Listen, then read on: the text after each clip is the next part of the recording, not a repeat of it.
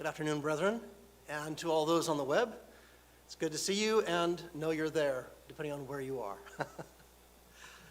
I did bring my own water up here. I knew of a man one time who had some friends that I wouldn't necessarily qualify that way, but you know how they usually leave a glass of water under the lectern? Well, these friends of his left a glass of gin there because I knew he loved gin. So this avoids that. I also staple my notes together because I have had friends who have come up and have shuffled notes before the guy gets up to speak. So like a good Boy Scout or Cub Scout, I guess I never passed my tenderfoot. Well, there's a quote here from an article on history.com. It goes like this: what if I told you that Christians throughout history did not celebrate Christmas with trees?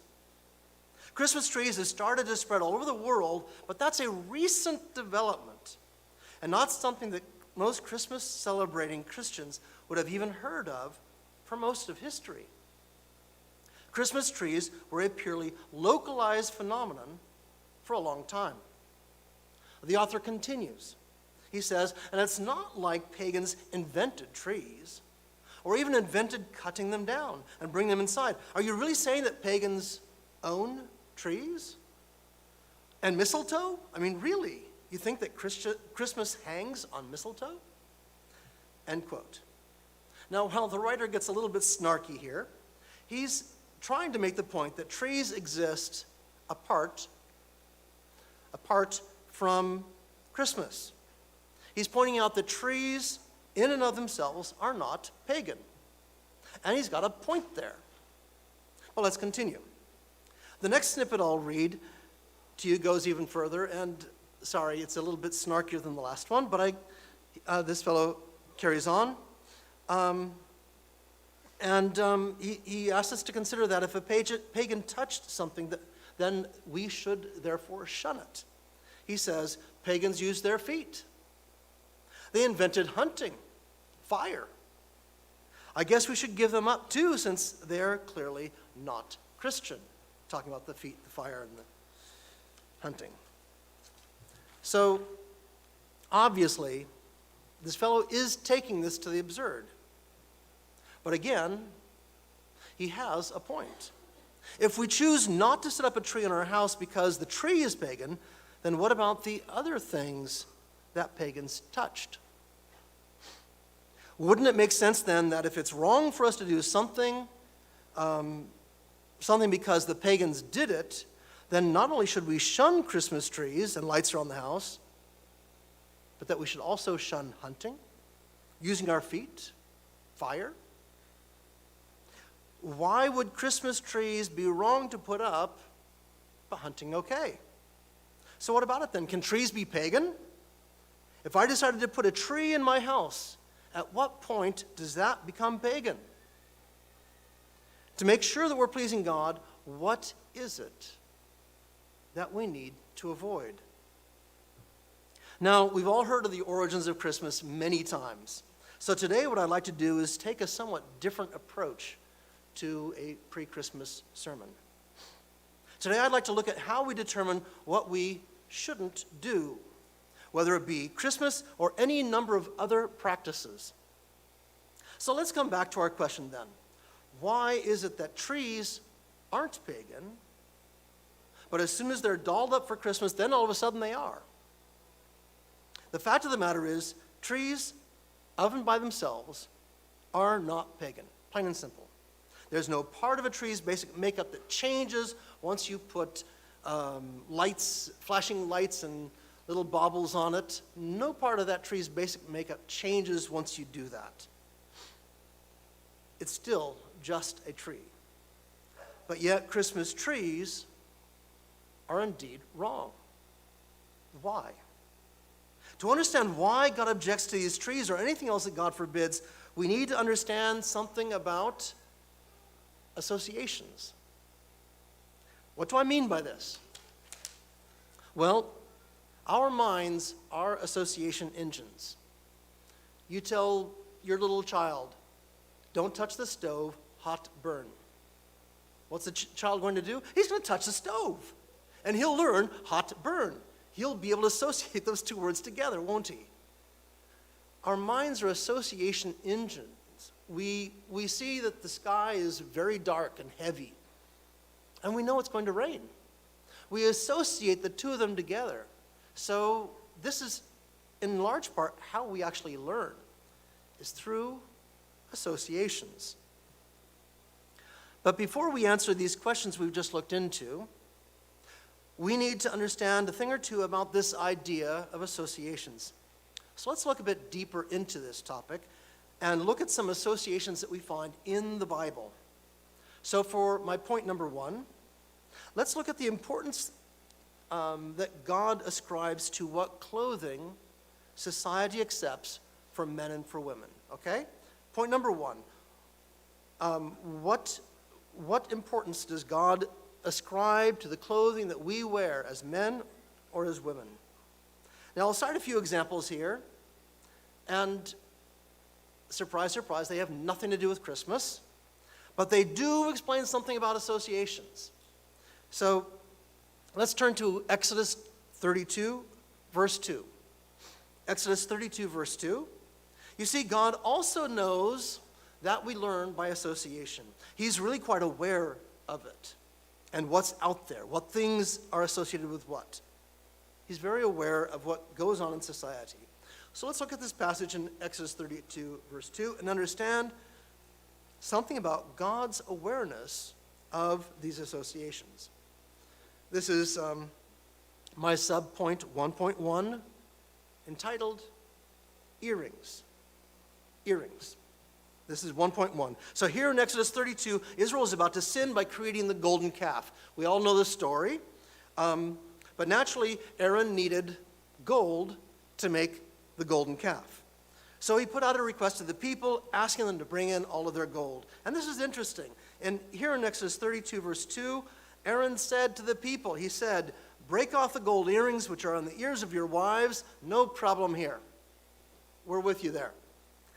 And of your sons." Hang on. Your sons are wearing earrings. "And of your daughters, and bring them to me." We learn through this something that was accepted in their society. Associations change over the years. This is an important aspect that we need to understand here. In their society, it was quite acceptable for men to wear earrings as well, not just women. However, fast forward to today, and by and large, not always the case, but by and large, only women wear earrings. I would not look very, very appropriate if I were up here wearing nice dangly earrings. It would look odd. We have an association that earrings are for women. Way back then, again, things change. Earrings were not just for women, they were for boys, and we don't have to turn there, but in Judges 8:24, we read that even men of war wore earrings. Fred's smiling there. I think he might be wearing earrings.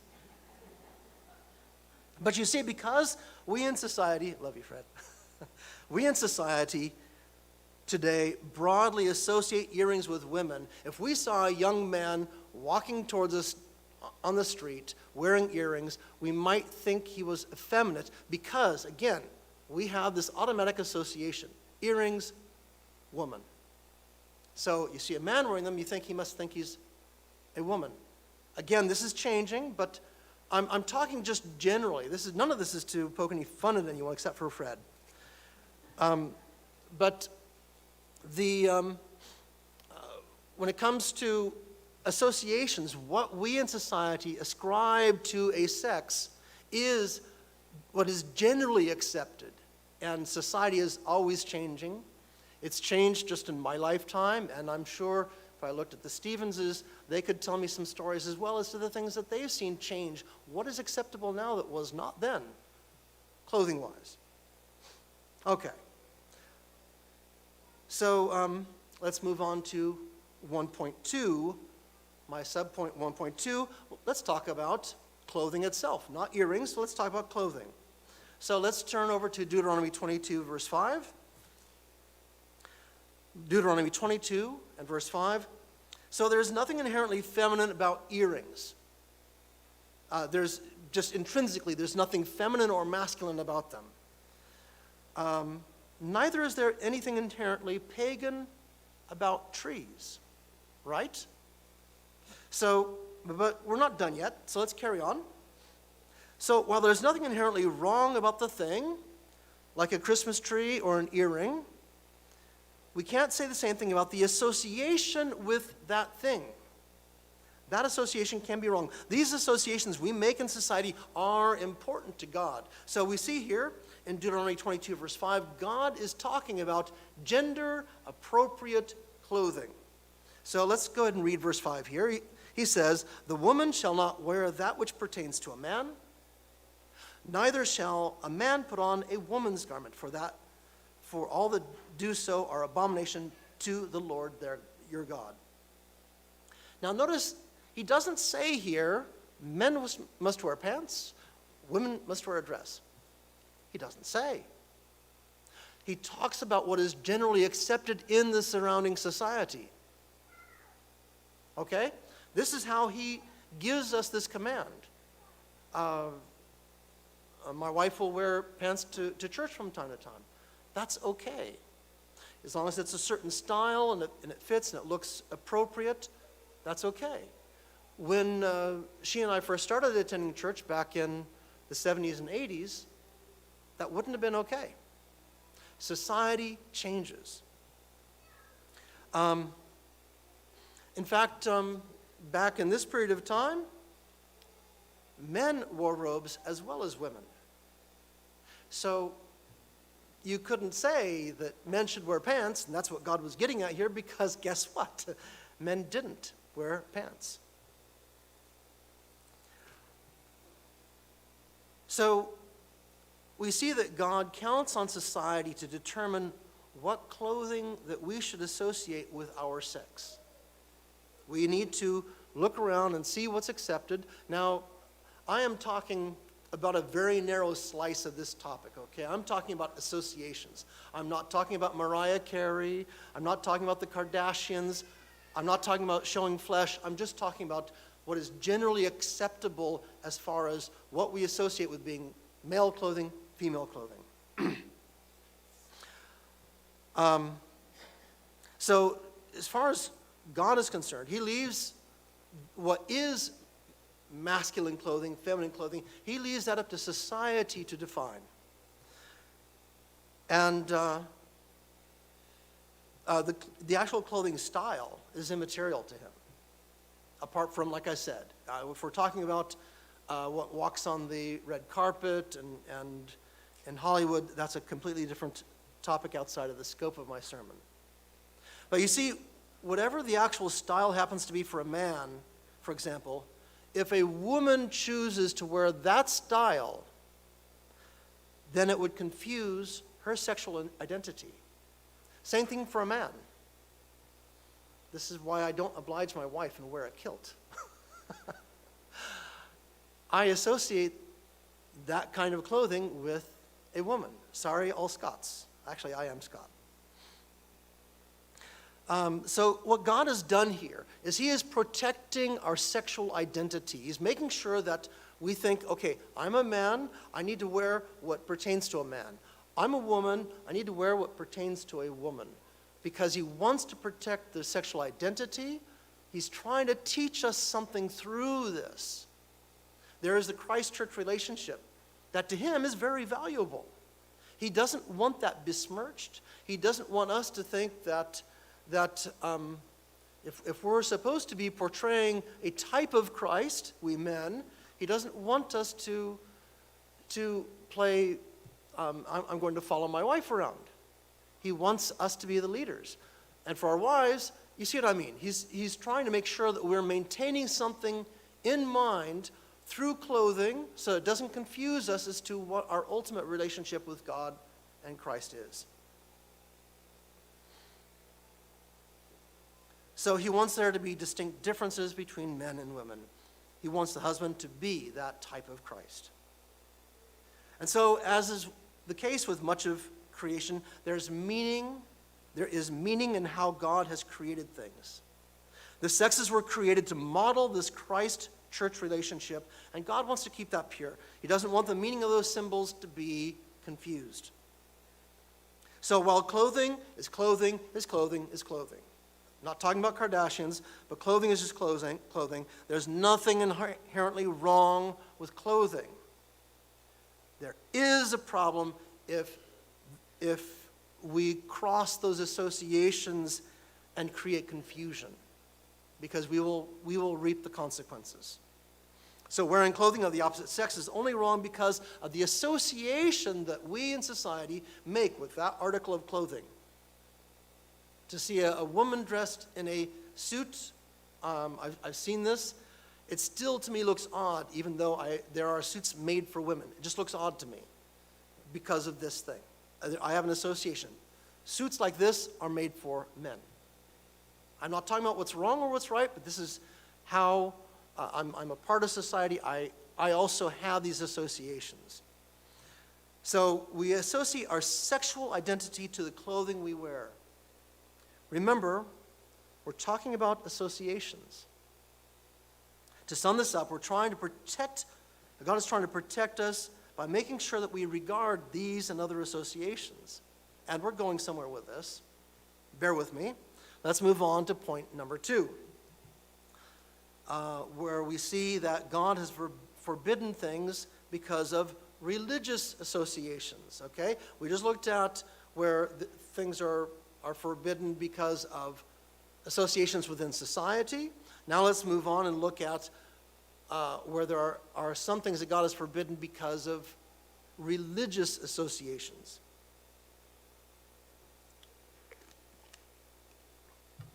Not gin. Okay. So we need to remember that what we're trying to do here is understand what is it that makes a tree forbidden for a Christian. Okay? How can we know what it is that we should avoid?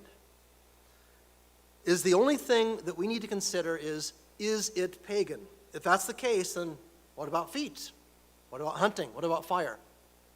What we're going to do in addressing this is we're going to be able to take a knife and cut through these distinctions and show how God judges this and what it is that he wants of us in here. So let's move on to examples of things where God has prohibited something, but this time for religious reasons. So let's look at my subpoint 2.1. Let's talk about beards and haircuts. Okay? Beards and haircuts. 2.1. Let's turn to Leviticus 19:27.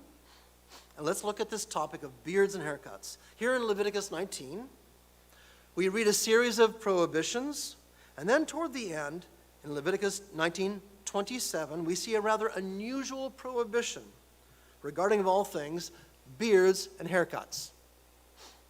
Okay, so Leviticus 19, verse 27, you shall not round the corners of your heads, neither shall you mar the corners of your beard. Why? Why would it matter to God how a man groomed his beard? Unless it looks excessively scruffy, why would it matter to God? Why would a man's haircut matter to God? Unless it gets too long? But we're not talking about that. We're talking about how it's cut, not how it's not cut. To find out why, we can turn, in this particular case, we can turn to a commentary. We can get the background for this verse. So let's turn to Ellicott's commentary on the Bible, and let's see why God prohibited this particular fashion of grooming. And Ellicott says, for verse 27, this was done by the Arabs and other worshippers of the god Orotal, O-R-O-T-A-L. Other commentaries agree that this prohibition was due to religious practices among the surrounding people. So, like it or not, we're back to talking about what? Associations. Here God saw that part of how Israel's neighbors worship their God, there are many aspects to their religious practice, certainly, but part of their practice included how they trimmed their beards and their hair. And God was trying to protect Israel against the religious practices, what they were doing, how they were worshiping their God, by forbidding the actual physical aspect that they did that went along with the belief. So the way they groomed themselves was part of their form of worship. So he said, you're not doing this.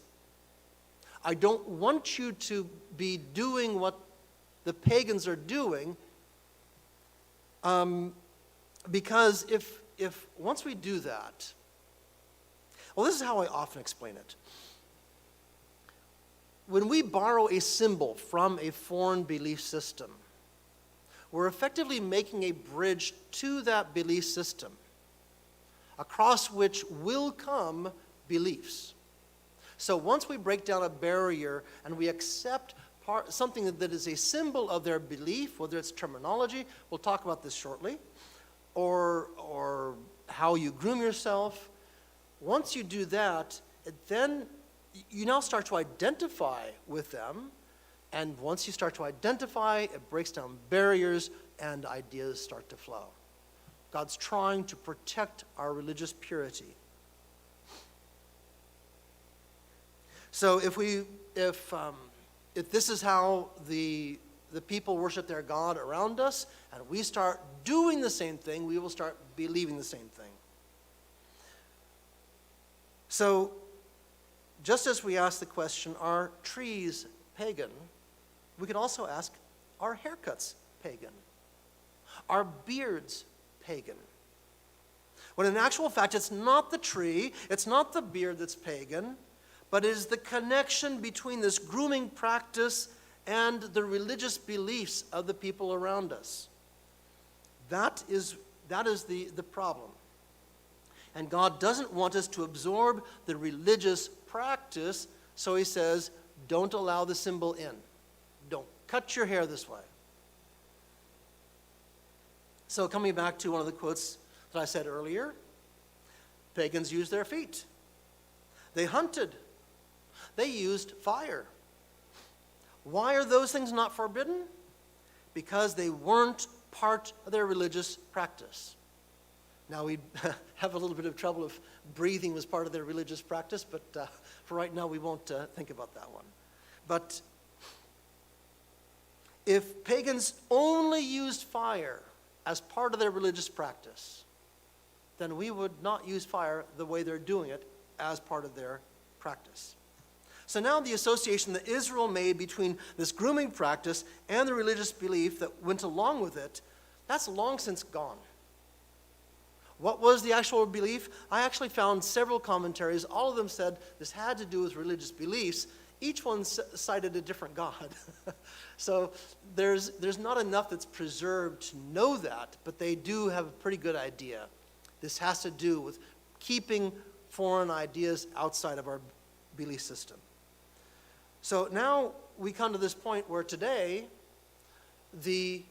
you've got this command about the grooming practice, but the beliefs associated with it are long since gone. So now, if I groom my beard and my hair and I round the corners of my hair, I'm not in danger anymore of even coming close to absorbing some kind of foreign belief. Okay? You following me here? I'm guessing not. Okay, there we go. All right. Something I do in Africa that they all love is, in Africa, I never wear this because I'd die. It's always hot, no air conditioning, no fan. And so about halfway through the sermon, eyes are rolled way back in the backs of heads, and I'll tell people, all right, stand up.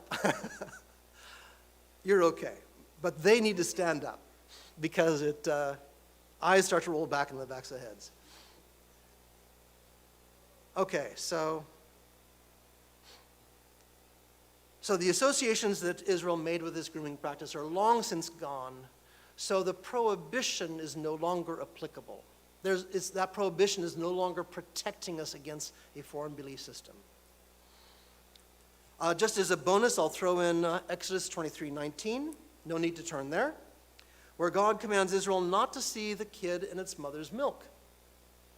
Here as well, commentaries state that this is tied to a religious practice. It's a fertility rite. You have the mother. You have the milk that feeds the kid. And you see the one in the milk of the other as part of a fertility rite to try to eke out some kind of extra blessing from their God. That is also long since gone. Long since gone. That belief is gone. So I know the Jews will not mix meat and dairy for this reason, but they're not protecting themselves against any belief. That belief is long since gone. So we can see that sometimes associations change. We can see that the people around us believe something, but later on, the way they express that changes, or the way we dress changes, and something that might have been wrong at one point in time can be okay later. Like wedding bands. I couldn't put mine on today. My knuckle's swollen, but someone was telling me once, and I would imagine he's right, but wedding bands are a pagan symbol. What belief system went with that? Heck if I know, I've never seen it. So if I wear a wedding band, though it might have been part of a pagan rite, there's no longer that association. So I'm not going to pollute my belief system. Okay, let's go on to subpoint 2.2, the fiery serpent. 2.2, the fiery serpent. So let's go even further. Let's prove categorically that it's not the thing that's the problem. It's not the thing that's inherently wrong, but it's the association. Let's turn to Numbers 21. We'll read verses 8 and 9. Numbers 21, verses 8 and 9. Because here we'll see that there is a thing that is perfectly okay. I won't give away the story. So here in Numbers 21, Israel was complaining about the route that they were going to be taking to get to the promised land. They started to speak against God, and God responded by sending poisonous serpents into the camp that killed a number of them. Okay? You remember the story. So once Israel repented, God told Moses this, Numbers 21, 8 and 9. And the Lord said, okay, God speaking here, let's make sure that we note who's speaking. And the Lord said to Moses, make you a fiery serpent and set it upon a pole, and it shall come to pass that everyone that is bitten, when he looks upon it, shall live. Verse 9. And Moses made a serpent of brass, and he put it on a pole, and it came to pass that if a serpent had bitten any man, when he beheld the serpent of brass, he lived. Okay, so again, God ordered the creation of this serpent. There's nothing inherently wrong with this serpent. God ordered its creation, right? But the story changes. Let's look in 2 Kings 18, verse 4. 2 Kings 18, verse 4. This is during the reign of Hezekiah, 700 years later. And clearly Israel no longer saw this brass snake as representing God's protection. Instead, apparently, they started to worship the snake itself as a god. So let's read about how this finished up in 2 Kings 18, verse 4, talking about Hezekiah. Hezekiah removed the high places, 2 Kings 18:4, and broke the images and cut down the groves and broke in pieces the brazen serpent that Moses had made, for unto those days the children of Israel did burn incense to it, and he called it Nehushtan, which means made of copper. So here is this bronze snake that God commanded to be created to save Israel from a plague. And again, God commanded its creation, but apparently Israel started some kind of idolatrous worship of this snake, this brass snake, this perfectly acceptable object that God commanded to be made to save Israel, it had become perverted in the eyes of the people and came to be associated with another god, or rather came to be viewed as a god. All right? We're talking about associations. We're talking about associations. There was a time when God ordered the creation of this. That stood for God's divine protection, God's deliverance from these venomous snakes.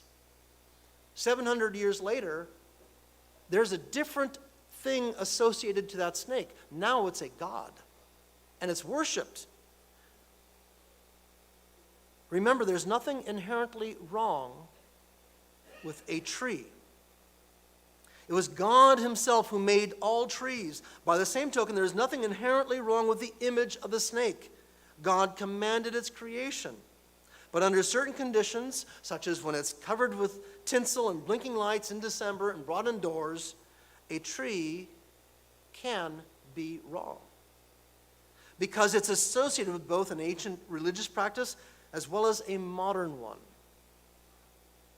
And when this snake also started to be associated with ungodly worship, it too became wrong. Even though both the tree and the snake were God ordained.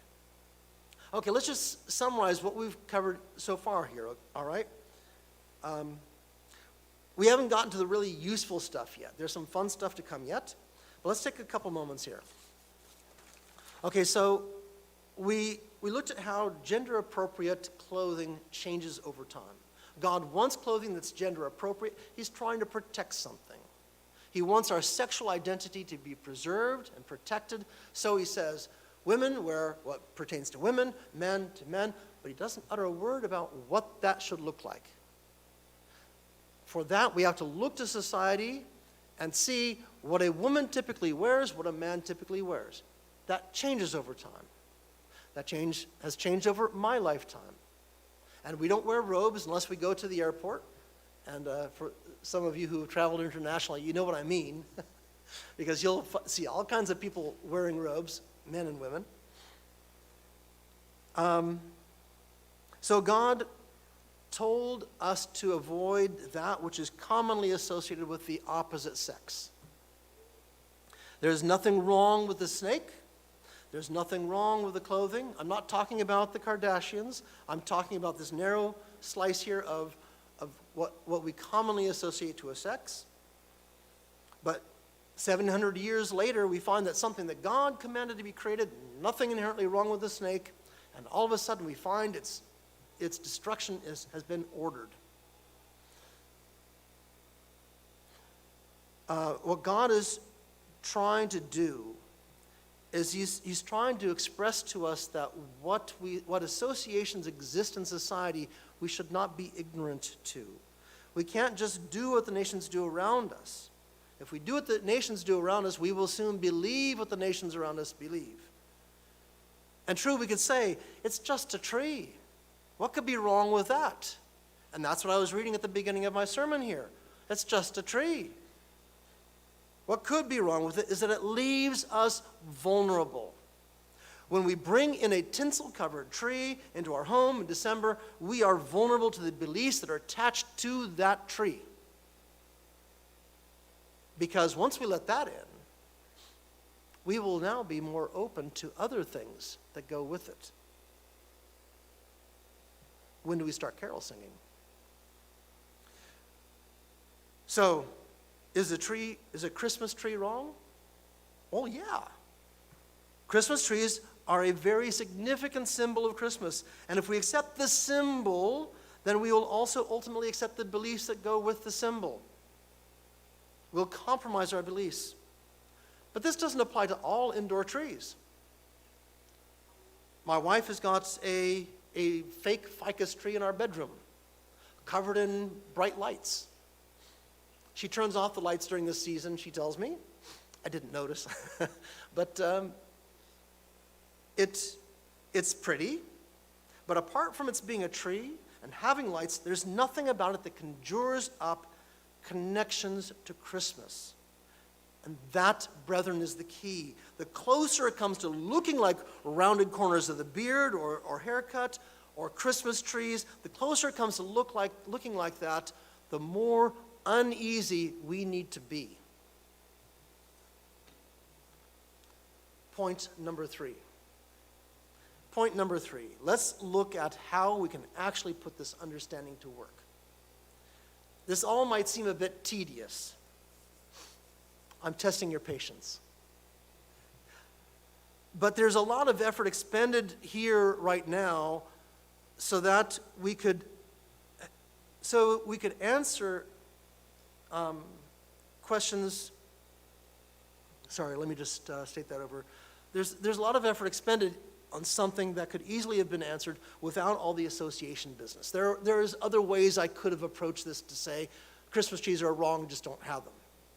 But if I had done that, if I had skipped talking about associations, we could have just gone to, for example, Jeremiah 10 and be done with it. But there are 2 problems with that, if I had skipped the whole idea of associations. Number 1,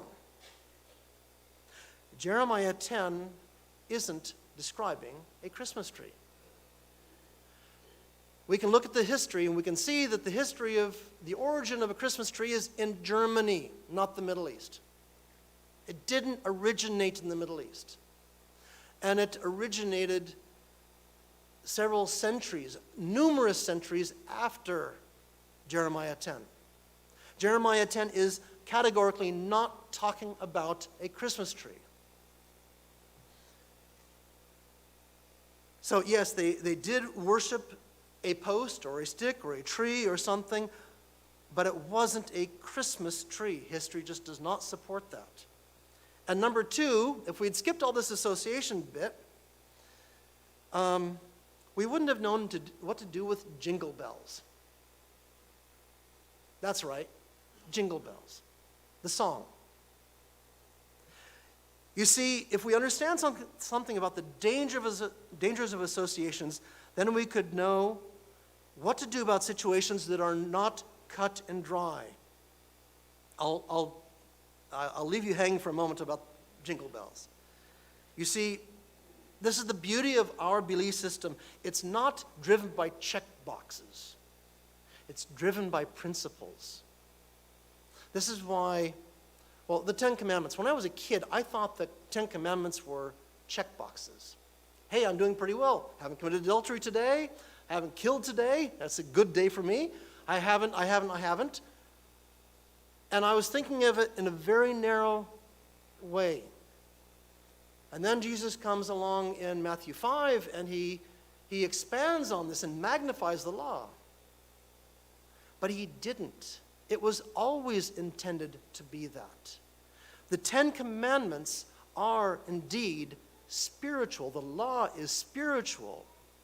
When we read in Jeremiah 31:31 and Ezekiel 36:26, where it talks about writing his law on our hearts, he's not writing check boxes on our hearts. He's writing principles on our hearts. And we can even see way back in Isaiah 58 that we're supposed to watch what we think about on the Sabbath day. That's not a checkbox, that's a principle. We're not supposed to bring the thoughts from the world in to pollute our Sabbath day. So, our belief system is based on principles. So, talking about jingle bells, we could look at the lyrics of the song. There's not a single reference to Christmas in there. It's not a Christmas song. No way, no how. There's nothing about it that's Christmas. Does that mean it's okay to sing it? Well, now we have to think about this.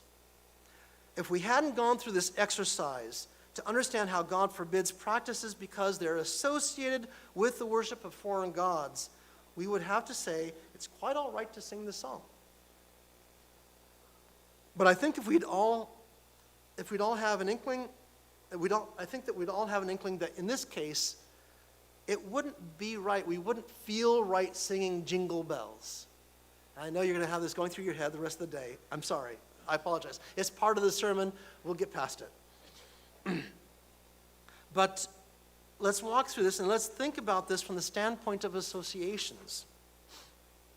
I know that I personally have a very strong association between that song and the Christmas season. Not just winter, but the Christmas season. It shows, and I'm not alone either, because it shows up on many websites where they list the most popular Christmas songs, and guess what? There's Jingle Bells right amongst them. So there's definitely an association that exists between Christmas and this song, even if it mentions nothing, not a single word about anything to do with Christmas. So it wouldn't be a stretch then to conclude that we shouldn't sing the song because of this association. It can break down our what would you call it? Our instant sense of revulsion. No, I don't do that. Once we break that down, and I'll talk about this in a moment. But this is the same thing that the Worldwide Church of God did way back when I came in. I know a number of you here will remember this, but it used to be that the Worldwide Church of God did not say Jesus, or not often. They'd instead say Christ. Why? I grew up Protestant, and when I hear Jesus, even to this day, I still think more so of a long-haired, effeminate man. I don't think of a world-ruling man who had the strength of character to give his life willingly and live a perfect life. It doesn't conjure up that image. So I still somewhat avoid saying Jesus because of the association I have personally. I don't as strongly as I used to, but so the Worldwide Church of God avoided saying Jesus. There's nothing wrong with his name. Our Lord and Savior's name is Jesus.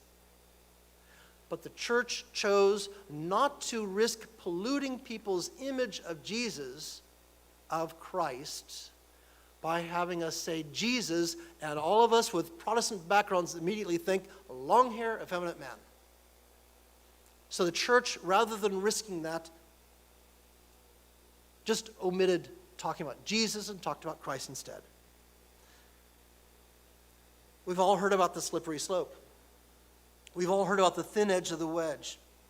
If we let down on something minor, and by the way, I'm not saying anything wrong with using Jesus' name. That is an example.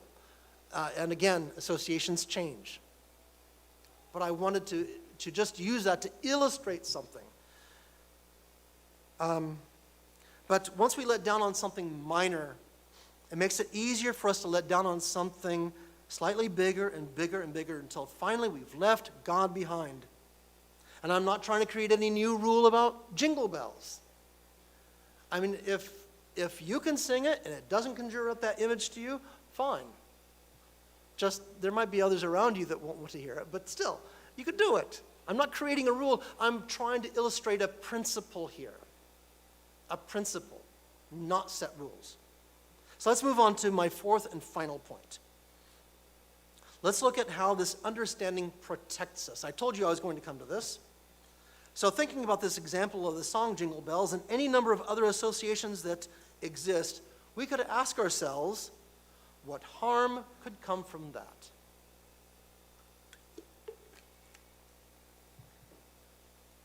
What possible harm could come from letting one of these symbols into our lives? Just singing a catchy tune. To answer that question, let's turn to a modern example of letting foreign symbols in and see how destructive that is. Let's look back at the apostasy that overtook the church in the 1990s. This period is a very stark example of the dangers of accepting foreign ideas into our lives. And to be clear, we allow these beliefs into our lives when we accept their symbols in as well. We let the symbols in, that creates a bridge to the foreign ideology, and in comes the payload.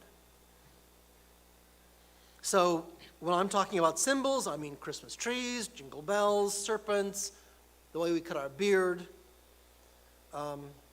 So let's look at this one example. Mr. Armstrong died in 1986. Many of us will remember that. And the new leadership of the church explained that they would start referring to the Passover as the Lord's Supper. They assured us that they wouldn't change the way we observed it. That would stay the same. We're just changing the name, that's all.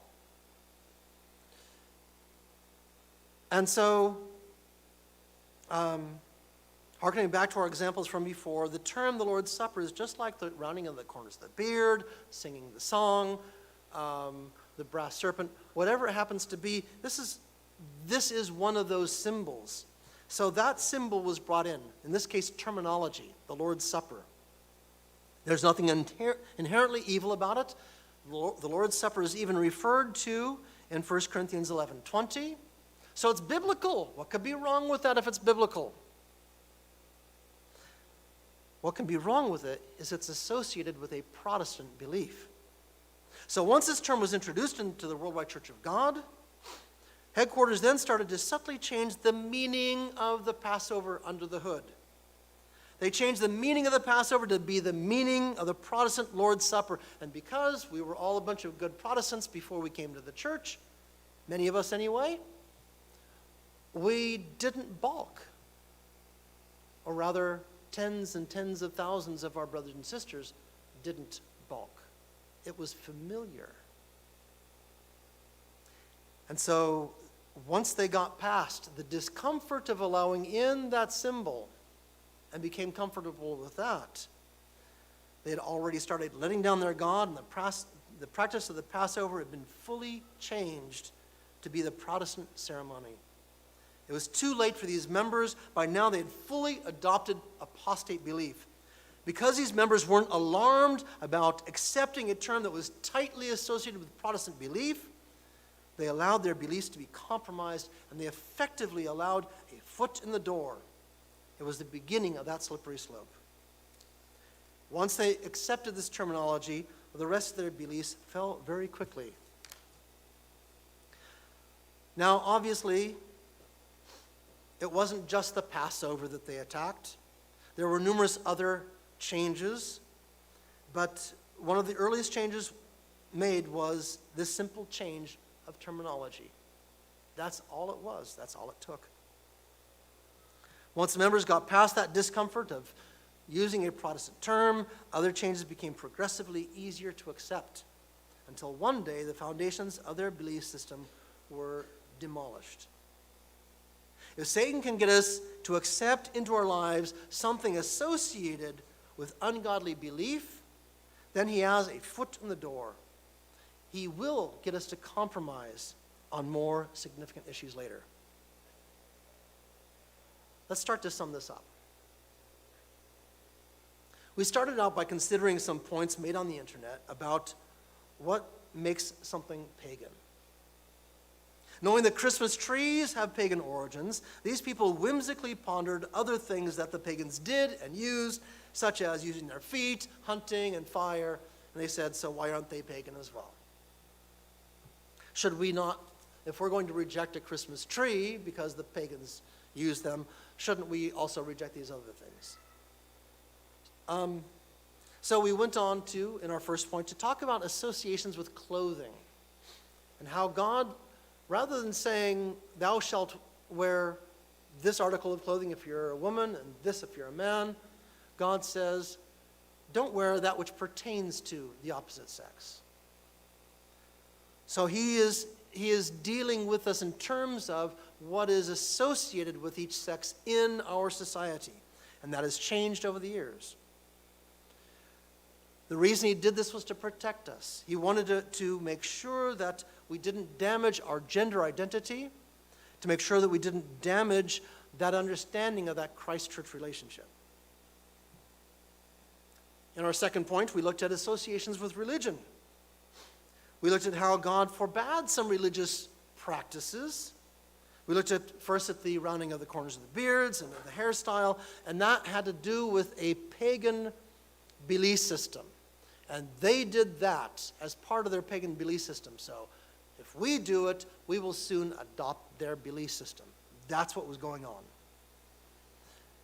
And just as with the creation of the brass serpent, God created, there's nothing inherently wrong with that brass serpent. It, in and of itself, was not ungodly. But it, 700 years after its creation, rather than being indicative of godly, of divine protection, it ended up representing another god altogether. So God forbids some symbols based on what religious beliefs and practices are associated with that symbol at that point in time. And our point number 3, we looked at jingle bells. We tried to put this understanding to use and look at a song and decide, should I be singing this song or not? This is a worked example. We can do our own worked examples. Again, I'm not trying to set any rules as to what songs we should or shouldn't sing, but how we can apply principles to understand what we should avoid. So even if something is 100% secular, if we see that it is strongly associated with an ungodly belief, we should avoid it. Then finally, in our point number 4, we looked at how we protect ourselves. Well, what could happen if we don't build a hedge around our belief system? So here we looked at how the Worldwide Church of God changed the name of the Passover to the Lord's Supper. However, most of the members didn't recognize the danger in accepting that term, a term that's strongly associated with Protestant belief and worship. And because the vast majority of the church ignored that danger, represented by these associations to Protestant belief, Satan was able to subvert the beliefs of tens of thousands of people who believed just like you and me. And they abandoned their faith. Let's finally turn to Deuteronomy chapter 12, verses 29 and 30. This is actually my first memory scripture. Deuteronomy 12, 29 to 30. From the very beginning, God has been concerned with our spiritual protection. So whether we're talking about trees, beards, haircuts, songs, or whatever, if we evaluate what beliefs might be associated with them, then we can protect our faith. So Deuteronomy 12, verse 29. When the Lord your God shall cut off the nations from before you, whether you go to possess them, and you succeed them and dwell in their land. Verse 30. Take heed that you be not snared by following them. After that they be destroyed from before you, and that you inquire not after their gods, saying, how did these nations serve their gods? Even so will I do likewise.